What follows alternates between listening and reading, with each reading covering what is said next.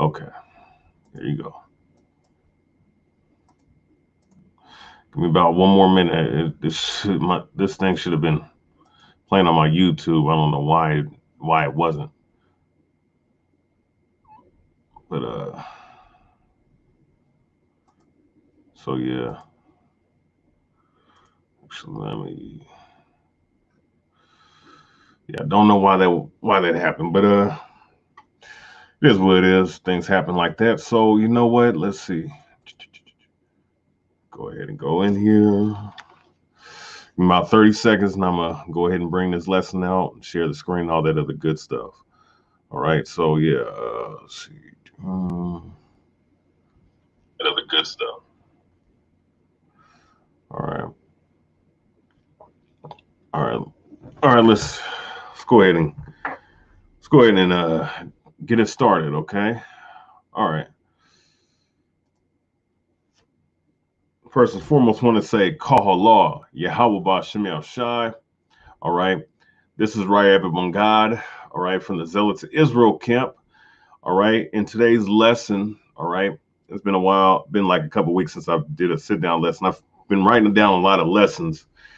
Just haven't had the spirit to go into these lessons that I have stacked up.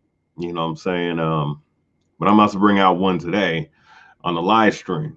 All right, for you, Facebook and YouTube. All right. So yeah, this lesson being entitled True Giants in the Bible. All right. And because there's a misunderstanding in the scripture, not in the scriptures, in understanding in biblical texts or people that supposedly know biblical history. There's two different factions or two different things. You have guys that don't understand that the Nephilim or giant. That's why I did a separate lessons, giants in Genesis, the 6th chapter, versus the actual giants that are recorded in the scriptures, such as Goliath, such as Og, king of Bashan. All right, Anak and Rephirim, so on and so forth. All right. And I'm going to go into that, all right, in this lesson. But there has to be a separation of understanding that these are different. These particular giants are different than the actual ones in Genesis the 6th chapter, which is talking about the warlords and the tyrants of that time period during the time of Noah. All right, our forefather. All right, so. So my thing is, we got to bring this out. All right. So with that being said, where's my Zondervan Compact Bible Dictionary? Give me 1 second. Where did I leave it at? So let's go ahead and bring this out. All right. About the giants in the Bible. Okay. And this is before I share my screen because there's a lot of scriptures and a lot of scriptures to touch on. And I'm going to touch on certain things that I found on Wikipedia just so for your edification. All right. Now, I've had this lesson on standby for 4 years. All right. Since because I did a lesson a long time ago about giants. And I wanted to revamp that lesson and bring out some more information. All right. So let's go ahead and go the Zondervan Compact Bible Dictionary. All right. And actually, let's see. And we're going to go to the word giant. All right. So giants. The first mention of giants in the Bible in Genesis 6:4, where ASV version, uncertain etymology, Nephilim were found in Canaan when the spies went through the land. All right. Now, Nephilim is talking about something entirely different. All right. Like I said, it's talking about those warlords. Now, like it says, all right. Like it says Rephaim, or Slakin, not Rephaim, giants. or found in Canaan when the spies went through the land. All right. And that's not, and of course, you know, these Nephilim are not the same people, so on and so forth. All right. So it says, see, the giants, Hebrew word gabar, which is, you know, of course, talking about warrior and whatnot. Okay, Rephaim, all right. The plural Rephaim of uncertain etymology, the giants whom the Israelites met when they attempted to enter Canaan through Moab. All right, Deuteronomy 2nd chapter, and we'll go into that, are called Rephaim. They were tall, large frame, and powerful. The last of this race was Og, king of Bashan, whose iron bedstead, 9 cubits long, was famous. All right. The land of the giants, Rephaim, is referred to in Joshua 17 and 15, the valley of the giants, or Rephaim, located southwest of Jerusalem in Joshua. All right, Joshua 15 and 8 and 18 through 16. Rephaim are named in Genesis 14 and 5, and I'm going to go there. In 15 and 20, the valley of Rephaim in 2 Samuel 5 and 18, 22nd verse, 23 and 13. 1 Chronicles 11 and 15, 14 and 9, Isaiah 17 and 5. The best known giants of all, Goliath the Goth, champion of the Philistines, who David had, you know, of course, you know what I'm saying about David. So with that being said, y'all answer those questions later on, Ray Rial. What's up? I want to teach this specific lesson. All right. But I'll answer that later on. But the point being, all right, you know, these giants were large men. And these giants in particular were of the stock of Canaan, majority of them, dealing with the Philistines, dealing with so on and so forth, all right? So with that being said, let's go ahead and go to the scriptures, all right? And actually, let me go ahead and share my screen real quick. Boom. Shalom, Cornelius. Shalom to everybody that's coming in. All right. So let's go ahead and go to this. Let's go to Genesis 14 and 5. Let's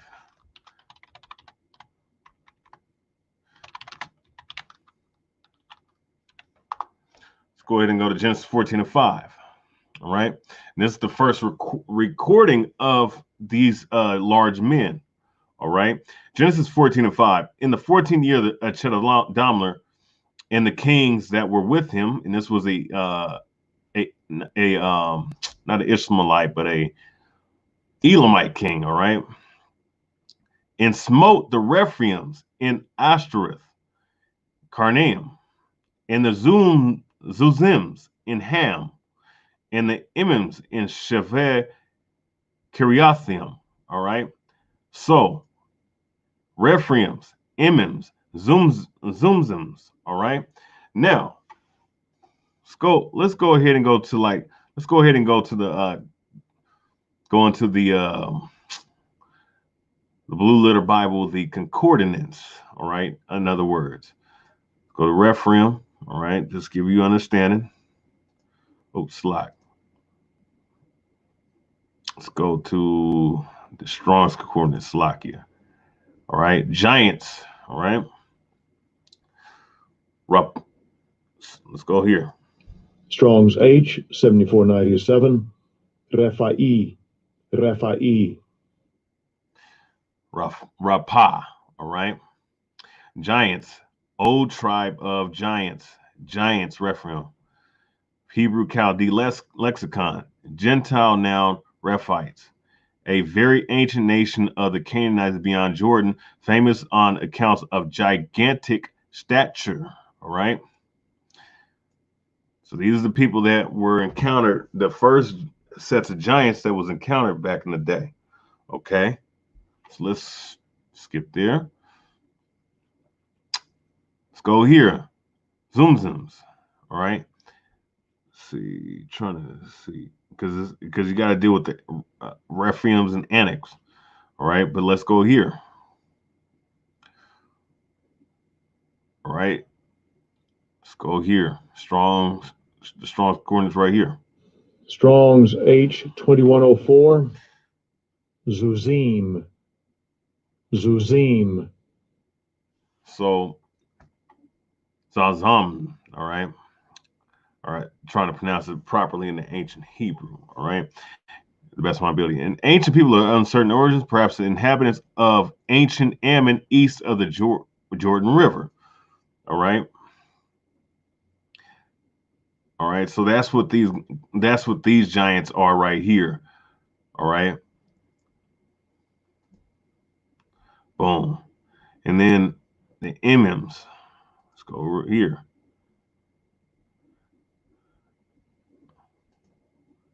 Strong's H368. A meme. Okay. Emims, terrors, ancient inhabitants of Moab. All right. So these were giant men of Moab right here. Okay. And giant Ammonites. Okay. So this is the first encounter. All right. Or the first reference of these people. All right. Now, let's go ahead and go to Genesis 15 and 20. Let's go ahead and skip over to Genesis 15 and 20. Slakia.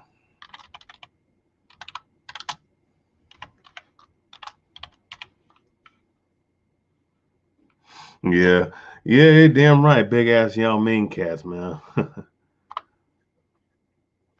That's in the Facebook chat by his name Ray YAHAWASHI. All right, Puerto Rican brother. All right. So Genesis 15 and 20. All right. And the Hittites and the Perizzites and the Rephims. So that's giving you okay, so Genesis 15 and 18. Let's go here. In the same day, the Lord made a covenant with Abraham, saying, unto thy seed I give in this land, and from the rivers of Egypt unto the great rivers of the rivers Euphrates, the Canaanites, the Kenizzites, and the Cadmonites, and the Hittites, and the Perizzites, and the Rephims, and the Amorites, Canaanites, and the Girgashites, and the Jebusites, right? So the Rephims are mentioned as amongst the other Canaanite nations. So this is giving you a reference of who their patrilineage goes back to. All right. And goes back to the Canaanites. All right. So let's go ahead and go to Numbers. And we're going to deal with the Annex. Okay. Numbers, the 13 chapters. So this is the encounter. I think this is the first reference in encounters of who you call of the Israelites dealing with these people. All right. At least on it from a war perspective. Let's go ahead and go here. And this give you a reference in size. All right, as well. And I also got a scripture too. Actually, let me go ahead and keep that on let me go ahead and keep that on the back burner. King James Bible Online. Shalak. Let me keep this on deck. All right. Second Ezra, the 5th chapter. All right. Let's keep that on deck. Shalak. Need that tab open. So, yeah, let's go ahead and go to Numbers 13 and 23. Okay. Numbers 13 and 23. Now, this is during our war campaigns we were making against these people to establish our land, get them up out that land, and put our people in that land. All right. So Numbers 13 and 23, and it reads, and they came unto the brook of Eshcol, and come down from thence a branch with one cluster of grapes, and they bare it between two upon a staff, and they brought of the pomegranates and the figs. They called the place. Oh yeah. So dealing with that, let me break that down. And they came unto the brook of Eshcol, and cut down from thence a branch with one cluster of grapes, and they bare it between two upon a staff. And they brought of the pomegranates and the figs. The place was called the brook of Eshel because of the cluster of grapes which the children of Israel cut down from thence. Now think of this, right? Now think of this. Oh, Salakia. Now think of this. The cluster of grapes that was the cluster of grapes, right? You got to think. And Shalawam, two witnesses. Shalawam, brother. The cluster of grapes. See, now we have to use proper reading comprehension, because I understand that brothers break this down and says that this shows how big we are in size. Now, in reference, I'm going to go into that. I am going to go into that now. In the context of this, right? This area that they were in was in the area of these Canaanites, right? These Rephraims. Now, the cluster of grapes were large. Now, we were bigger back then than how we were now. But this is more in reference to the large grapes and the large trees that was in that area, in reference to the large people that was inhabiting that land. All right. From thence a branch with one cluster of grapes, and they bare it between two upon his staff. They brought of the pomegranates and of the figs. Place was called the brook Eshel because of the cluster of grapes which the children of Israel cut down from thence. All right. So yeah, ma'am. So that area had a large amount of large grapes. Okay. So, and it says, and they returned of the land after 40 days. Now let's skip down to verse 28. Nevertheless, the people be strong that dwell in the land, and the cities are walled and very great. Moreover, we saw the children of Anak, there. So let's go ahead and go to the Strong's Concordance in the Bible in the blue letter, Salakia. Let's go ahead and pull this up. All right, let's go. Anak. Let's go right here. Strong's H. Actually, let me let this dude say it. Strong's H 6061. Anak, right? Anak, neck, progenitor, family, or tribe of the giant people in Canaan. So you see how whenever you see these giants, they're always Canaanites. They're in reference to these Canaanites because of their large stature. So, all right. So let's go ahead and go back and read these scriptures. So Numbers 13 and 28. Nevertheless, the people be strong that dwell in the land, and the cities are walled and very great. And moreover, we saw the children of Anak there. The Amalekites dwell in the land of the south, and the Hittites, Jebusites, Amorites dwell in the mountains, and the Canaanites dwell by the sea, by the coast of Jordan. Now, this are military campaigns we were making against the Canaanites to get them up and root them up out the land, so that we can take the land and establish the nation of Israel, the 12 tribes. They're back during circa, I would say, what would that be? Somewhere in like the set 1100 something BC, something like that. Okay. And Caleb stilled the people.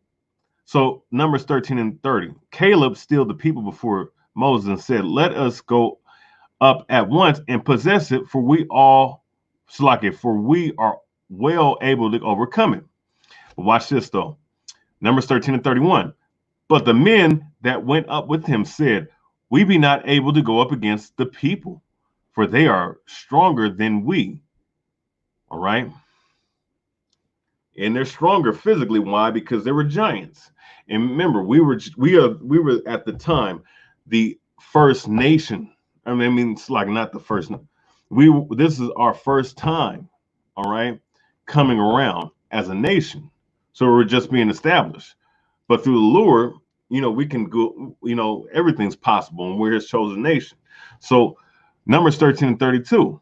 And they brought up an evil report of the land which they had searched unto the children of Israel, saying, the land through which we have got, it's like which through we have gone to search it, is a land that eateth up the inhabitants thereof, and all the people that we saw in it are men of great stature.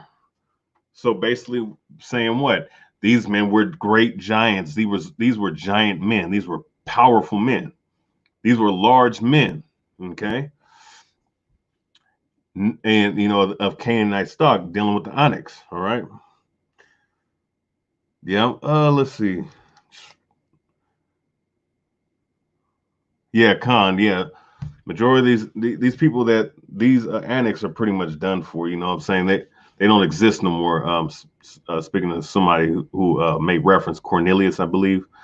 But yeah, Numbers 13 and 33. And there saw the giants, the sons of Anak, which come of the giants. And we were in our sight as grasshoppers, and so we were in their sight.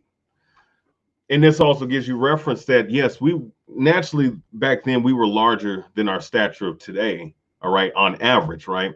I would say about a good foot and a half, maybe a foot. I would say a good foot. But in the area that they were trying to conquer, they had big cluster of grapes, right? And a cluster of grapes, you know, a baby can hold in his hand now.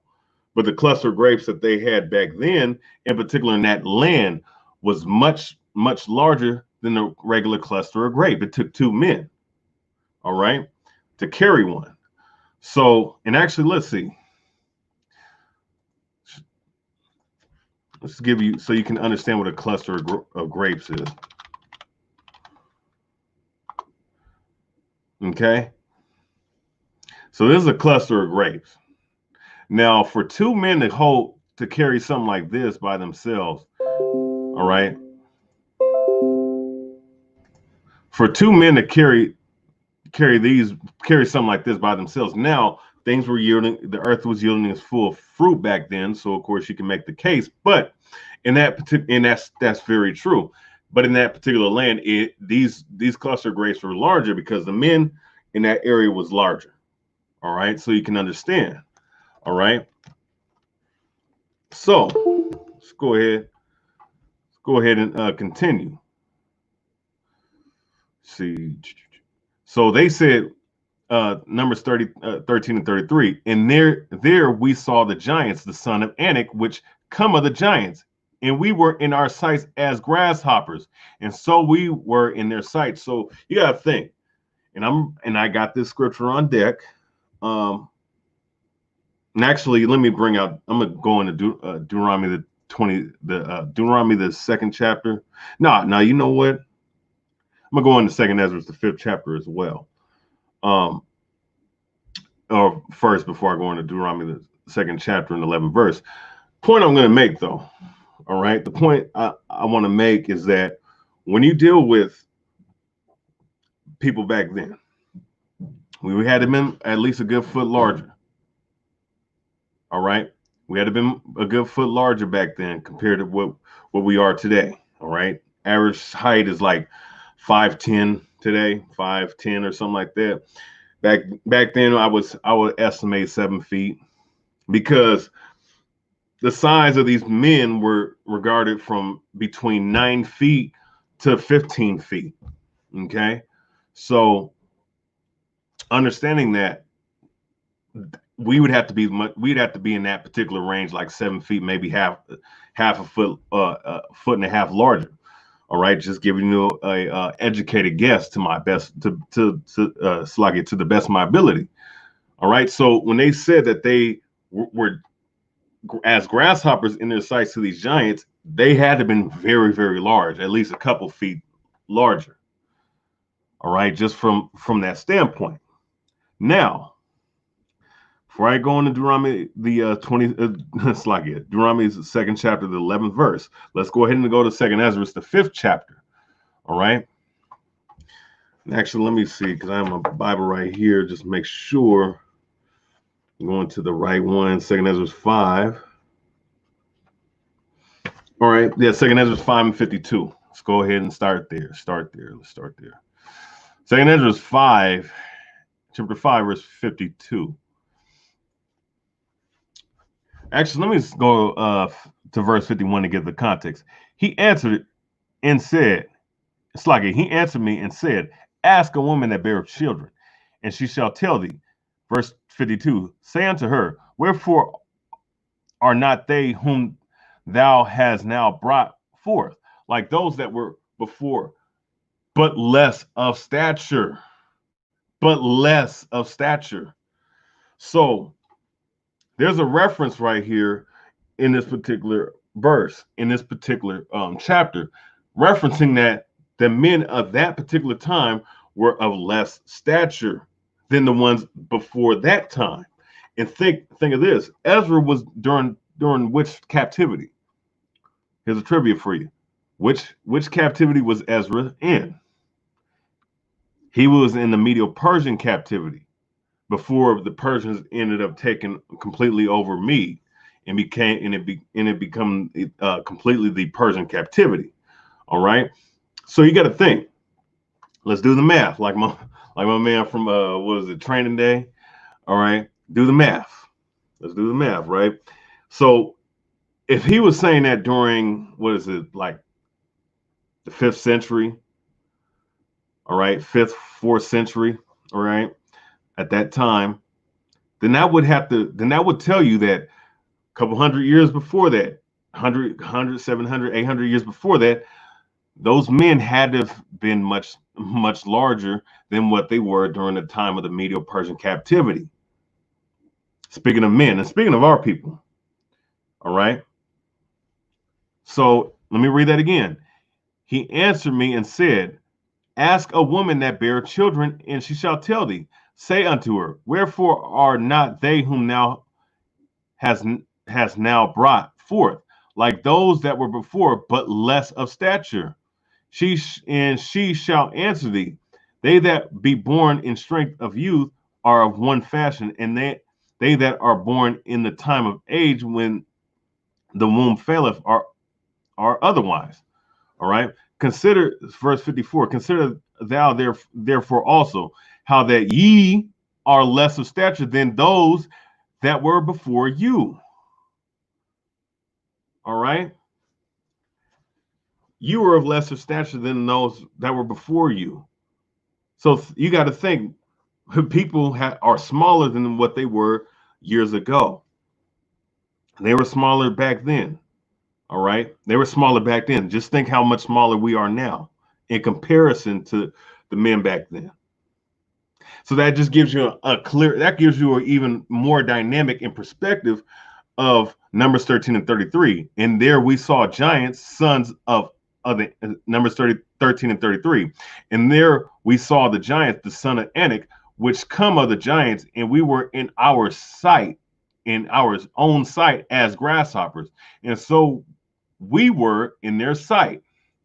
So that just gives you a whole perspective and dynamic of how much smaller we were compared to them and how much bigger people were back then in comparison to how people are now. You know, that's just food for thought. Now, let's go ahead and go to Deuteronomy just to end on the reference and Anak part of this lesson. All right. Deuteronomy 2 and 11. All right, Deuteronomy 2 and 11. Remember the Emims, right? So let's go ahead and Deuteronomy, the 2nd chapter, the 9th verse. And also too, you know, because I see brothers commenting, talking about Yao Mings and Manute Bowles. Yeah, you're right. Like, okay, you see, like, guys, okay, let me, before I go into precepts, I would say the modern day versions of these giants, right? Let's see. You know, someone like this, Big Show, all right? And this is an Edomite, of course, but he would be considered a giant, right? Or even a Jake like Shaq, all right?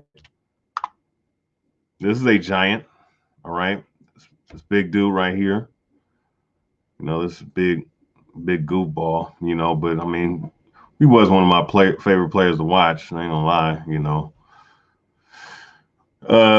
See, Yao Ming, big 7'6" ass, man. This dude would be a modern day MM, all right. or no, he would be a what you call it, yeah, MM, I think. I gotta look back over it. All right, this guy. All right, Manute Bowl, of course. This dude, or how do you, just to give you an understanding, Manute Bowl. I mean, this dude was large in stature, or not large. I mean,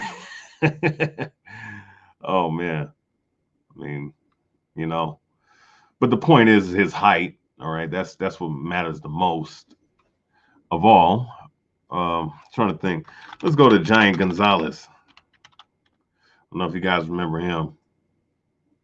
All right, there's another Jake from Argentina.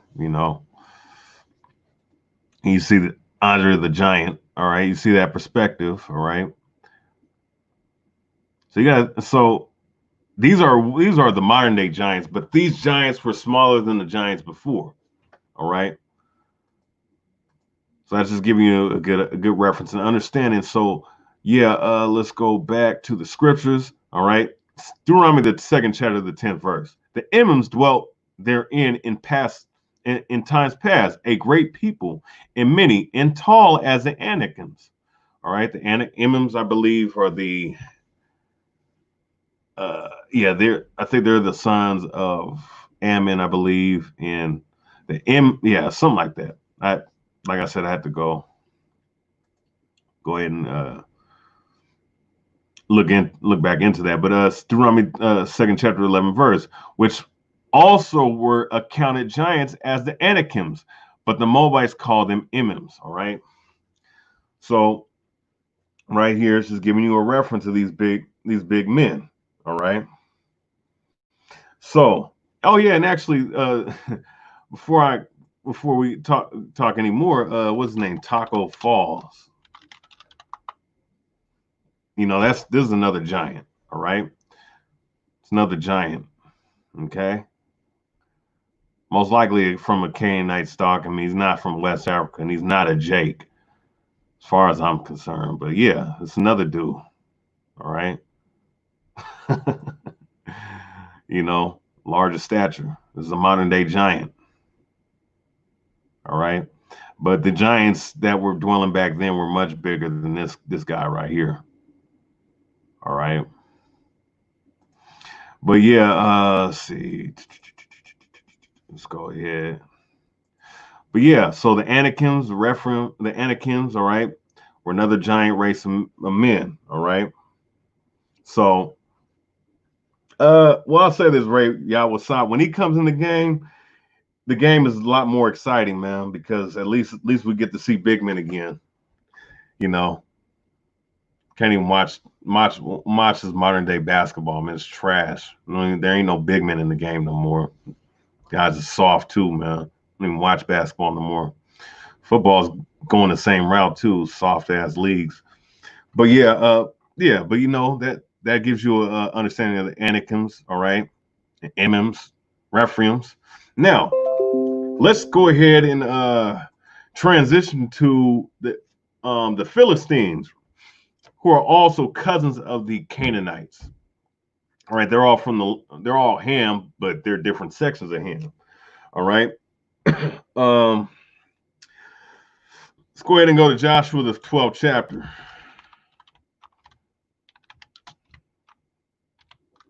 Joshua 12:4. Let's go ahead and hit that. Joshua 12:4. And the coast of Og, king of Bashan, which was the remnant of the giants that dwelt at Ashtaroth and at Edrei. All right. So Og, king of Bashan, was a remnant of the giants, right? And I'm gonna touch on Og, king of Bashan. All right. I'm just giving you a reference because he's dealing with these giants. So let's go ahead and go to Joshua 17 and 15. All right. See, Joshua 17 and 15. Let's go.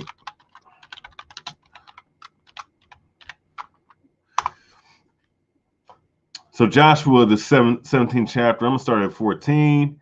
Actually, I'm going to start at verse 13. Yet it came to pass when the children of Israel were waxing strong, that they put the Canaanites to tribute, but did not utterly drive them out. Verse 14, and the children of Joseph spake unto Joshua, saying, why hast thou given me but one lot and one portion to inherit, seeing I am a great people, for as much as the Lord hath blessed me hitherto? Verse 15, and Joshua answered them, if thou be a great people, then get thee up the wood country, and cut down for thyselves there in the land of the Perizzites and of the giants, if Mount Ephraim be too narrow for thee. All right, so this is giving you a reference of what? The valley of the giants, these giants, all right? All right, during the time of Joshua, during our military campaigns against Canaan. All right, let's give you another example. Now, let's continue on. Let's go ahead and go to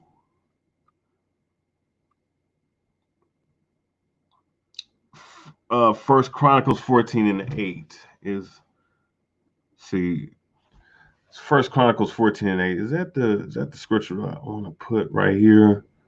Actually, let me see where. Let me see. I believe that's dealing with David and his sons plus the giants that he took out. But let me just check real quick.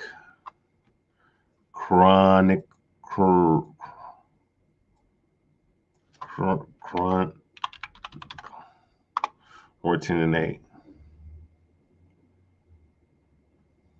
Okay, yeah. Let's go ahead and go to this. All right. First Chronicles chapter 14, verse 8.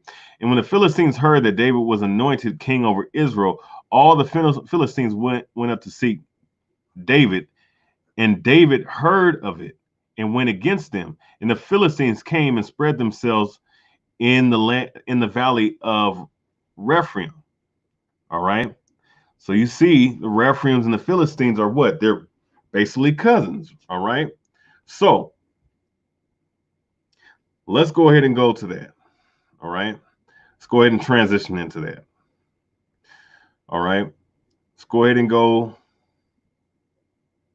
Yeah, let's go ahead and go to First Samuel's 17, chapter 17, verse 4 through 7.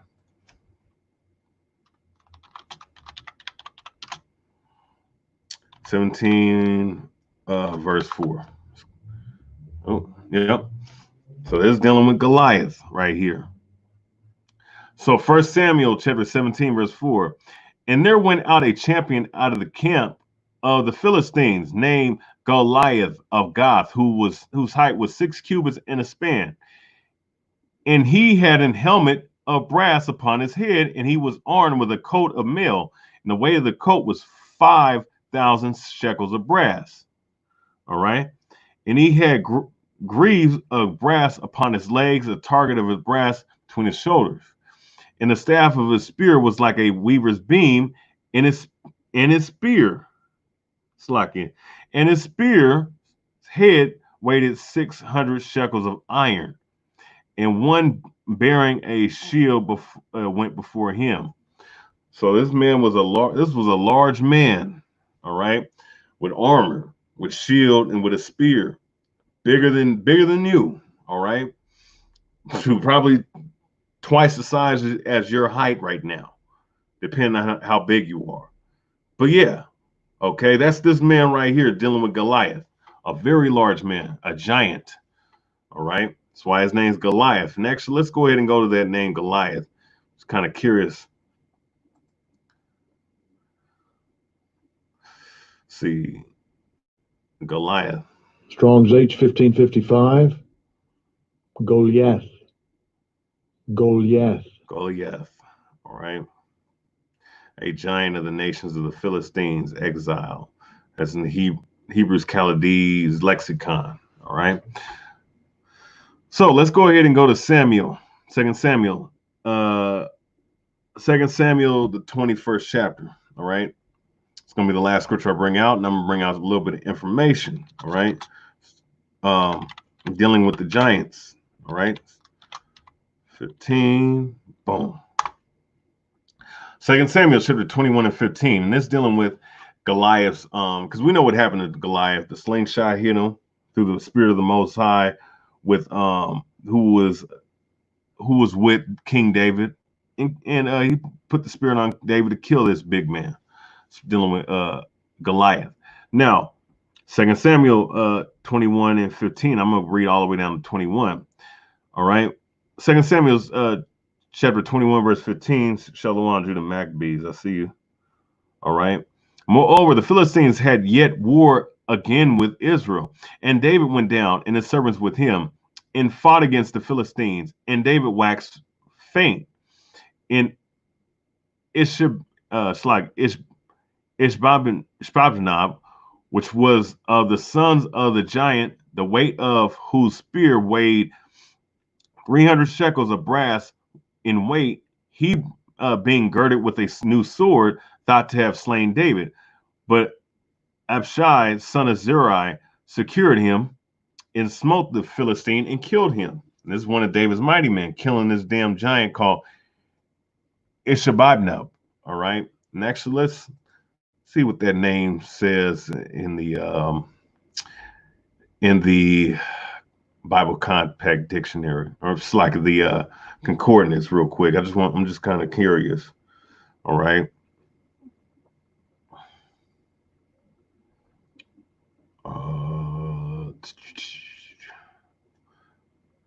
Let's go ahead right here. See, I'm just kind of curious to see. His dwelling is not okay.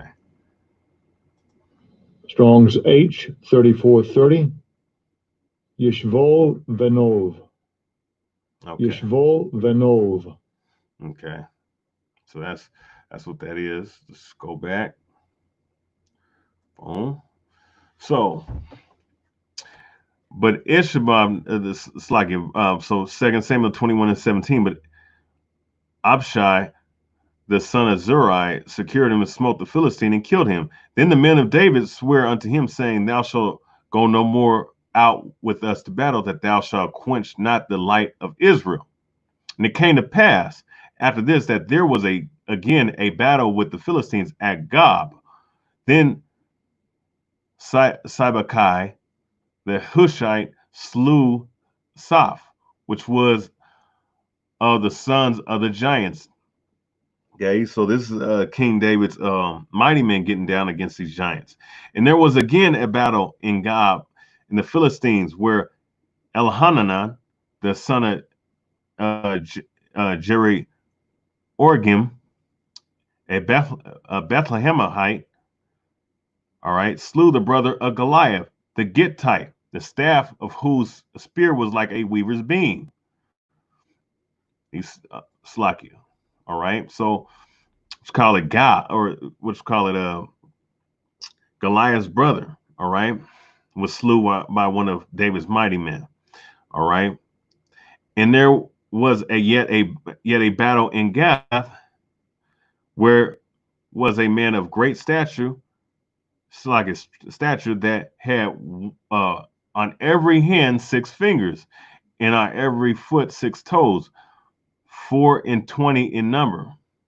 And he was also born to be he also was born to the giant. And when he defiled Israel, Jonathan, the son of Shimei, the brother of David, slew him. All right, so you know, David's mighty man and his family, bunch of warriors, man, getting down, slaying giants, giant slayers, man. That's the house that David, our great king, at one point, David himself killing Goliath and his mighty man and his brother, killing these damn giants, killing Goliath, his brother, and all his Philistine giants, right? And it's like, and it says, and when he defied Israel, Slakia, Jonathan, the son of Shimei, the brother of David, slew him. These 4 were born to the giant in Gath, and fell by the hand of David and by the hand of his servants. All right. So, Yeah, man. So these are the giants that are spoken of in the scriptures. All right. Now, just want to bring out some information about Goliath. All right. This is in the Wikipedia. All right. Now, skip all this other stuff. We already know about this man. All right. So, textual consideration. The oldest manuscript, Goliath's height, this is speaking of his height. The oldest manuscripts, namely the Dead Sea Scrolls, text of Samuel from the 1st century BCE, the 1st century CE, historian Josephus, and the major Septuagint manuscripts all give it as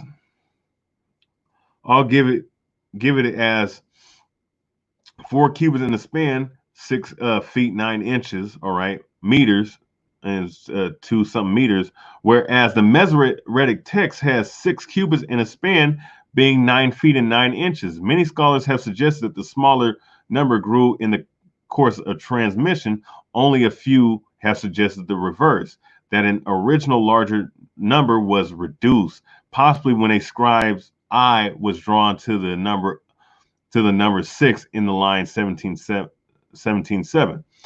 But from the aspect that we're looking at, he would have to be somewhere between 9 and 10 feet. All right, because we know that men were larger back then. We already had the scripture on that, and they were much larger than 6 feet 9 inches. All right, much larger than 6 feet 9 inches. So the giants, they would have to be much bigger than that. All right, so they have to at least be 9, 10 feet. All right, between 9 to 15 feet. Now, remember, king of Bashan, right? Let's go back. Let's go back there. Let's go back to Joshua. Actually, I believe, yeah, Joshua 17:5, I believe. Actually, let me just type in Og.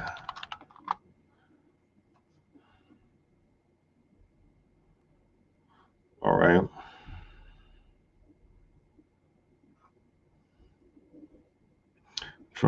Looking for that scripture just real quick.